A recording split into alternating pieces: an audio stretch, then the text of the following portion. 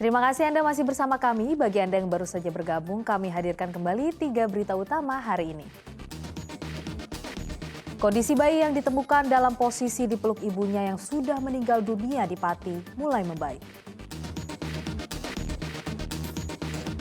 Akibat air sungai Bengawan Solo tercemar limbah, PDAM Solo menghentikan operasional produksi air baku. Memeriahkan Idul Adha, ratusan peternak ikuti kontes kambing unggulan di Banyumas.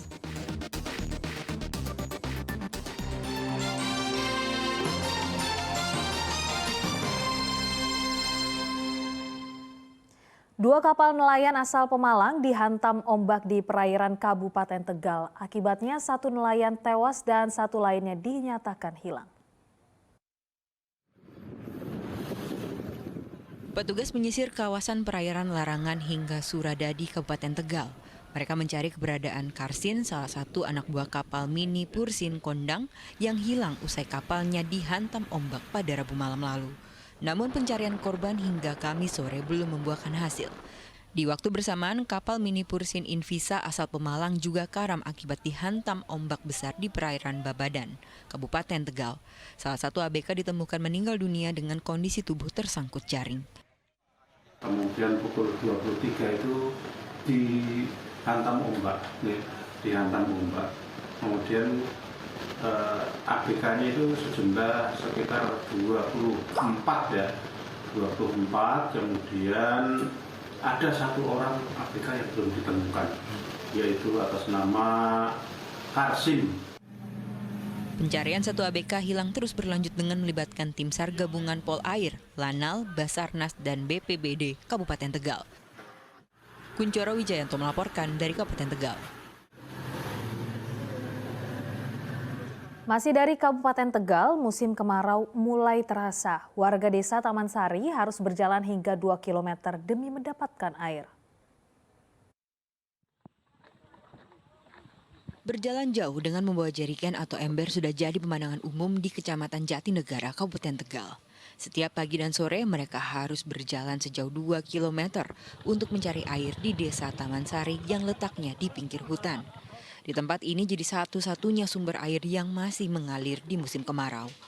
Sudah berjalan jauh, warga tetap harus mengantre untuk mandi dan mencuci pakaian. Sulitnya air sudah dirasakan sejak April lalu. Bahkan kebutuhan memasak warga harus mengeluarkan Rp5.000 untuk 30 liter air. Kayak buat minum harus beli, kan biasanya kalau misalkan airnya banyak kan harus ngerebus air kan, ini harus beli gitu. Terus belinya 5.000, cuman kalau misalkan diantar 6.000. Untuk pengambilan air di sini saya menggunakan jerigen, kurang lebih sehari itu 5-6 jerigen. Dan airnya digunakan biasanya itu untuk kebutuhan untuk rumah seperti ya mandi, cuci piring. Kalau untuk minum sendiri airnya kurang bagus ya untuk minum. Warga berharap ada bantuan air bersih ke desa, terutama di masa paceklik seperti ini. Kuncoro Wijayanto melaporkan dari Kabupaten Tegal. Menanggapi dampak musim kemarau yang mulai melanda, Gubernur Jawa Tengah Ganjar Pranowo mengimbau pemerintah daerah dan warga waspada akan dampak El Nino. Fenomena pemanasan suhu muka laut itu bisa mempengaruhi kekeringan jangka panjang, tak hanya kesulitan air tetapi juga ketahanan pangan.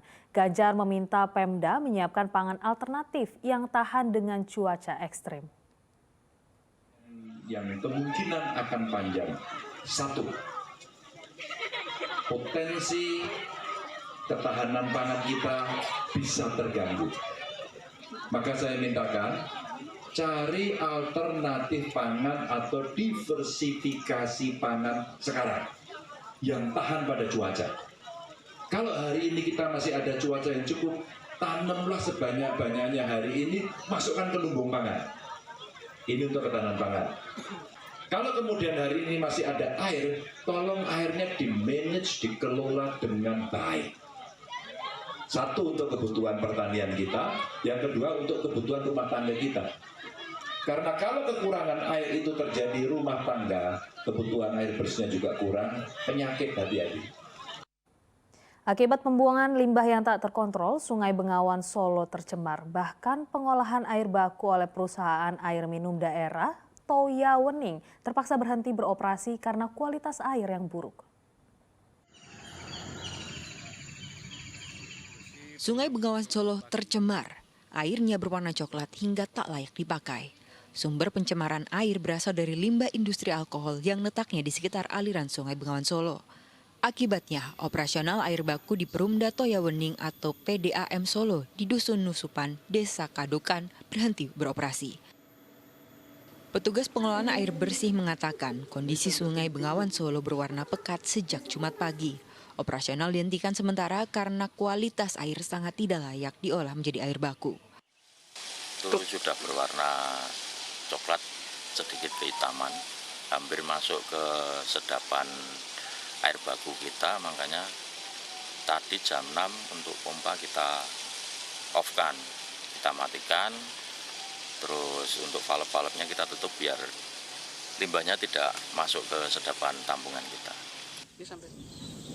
Tak hanya di pengambilan air baku di Desa Kadokan, perubahan air terlihat di Tempura Kali Salim, anak Sungai Bengawan Solo. Air berwarna coklat kebiruan. Pencemaran air Sungai Bengawan Solo sudah menjadi lagu lama. Pencemaran sungai berawal dari limbah-limbah industri di rumahan atau UMKM yang berada di sekitar aliran Sungai Bengawan Solo. Hal ini sudah terjadi bertahun-tahun tetapi tak pernah ditindak. Heri Prasetyo melaporkan dari Sukoharjo.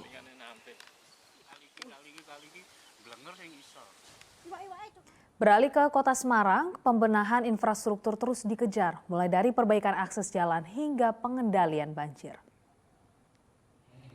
Hal itu disampaikan dalam pertemuan industri 2023. Perbaikan infrastruktur jalan untuk percepatan ekonomi. Selain itu, penanganan banjir di sejumlah titik di wilayah Kota Semarang juga masuk prioritas.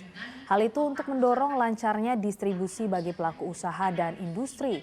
Pihaknya juga berkoordinasi dan berkonsultasi dengan kementerian terkait untuk memberi kemudahan pelaku industri dalam proses perizinan. Tapi memang ada beberapa yang milik dari Kementerian PUPR yang sekarang ini sedang berjalan. Contoh jalan yang ada sekarang di Jalan Raya Mangkang, kemudian arteri, kemudian juga kan Kaligawe nih saat ini kan sedang dinaikkan jembatan tol yang Kaligawe sehingga nanti ini kan mengurangi dengan banjir karena industri ini pasti tidak lepas dari infrastruktur. Penanganan banjir itu utama, menjadi prioritas. Sehingga kalau Kota Semarang di kawasan industri tidak banjir itu pasti akan berdampak pada para pelaku industri. Ya, sudah bagus jalannya untuk kirim ekspor importnya tidak ada kendala, perizinannya juga ini kita sudah mulai untuk koordinasi atau konsultasi ke kementerian. Kita beralih ke berita olahraga. Ada pemandangan berbeda dalam laga persahabatan Persis Solo melawan Jeonbuk Hyundai Motors di Stadion Manahan. Saat pertandingan tak ada anggota polisi yang berjaga di dalam stadion. Pengamanan stadion kini mencoba regulasi baru dengan sistem steward. Pemandangan berbeda tampak saat laga uji coba Persis kontra Jeonbuk Hyundai Motors di Stadion Manahan. Tak ada kepolisian yang tampak berjaga di dalam stadion. Hanya terlihat petugas berompi oranye yang bersiaga di luar lapangan hingga tribun. Mereka tak menyaksikan jalannya pertandingan, tetapi mengawasi penonton. Ya, inilah sistem steward atau penjagaan stadion tanpa melibatkan kepolisian yang diuji coba. Ada 300 steward yang turun bersiaga. Ketua PSSI mengatakan laga uji coba Persis kontra Jeonbuk Hyundai Motors menjadi salah satu pertandingan untuk menguji regulasi di kompetisi Liga 1 musim 2023-2024. Bagian bagaimana kita ingin supporter pulang ke rumah dengan selamat. Jadi memang nanti semua tiketing, data-data kalau bisa didigitalkan. Karena ini bagian juga supaya kita bisa memastikan karakter penonton yang hadir gitu. Dan memang sudah keputusan kemarin antara PSSI dengan tentu yang dipaparkan oleh Liga, di mana memang ini merupakan transisi. Kenapa kita hanya juga penonton itu yang boleh datang sementara hanya tentu tuan rumah. Penerapan sistem steward ini sebagai evaluasi dari tragedi Kanjuruhan. PSSI memastikan keselamatan para supporter jadi yang utama. Selain sistem pengamanan yang diubah, data tiket pertandingan untuk Liga 1 juga akan didigitalisasi. Laga uji coba Persis melawan Jeonbuk Hyundai berakhir dengan kemenangan tim tamu 1-2. Heri Prasetyo melaporkan dari Solo.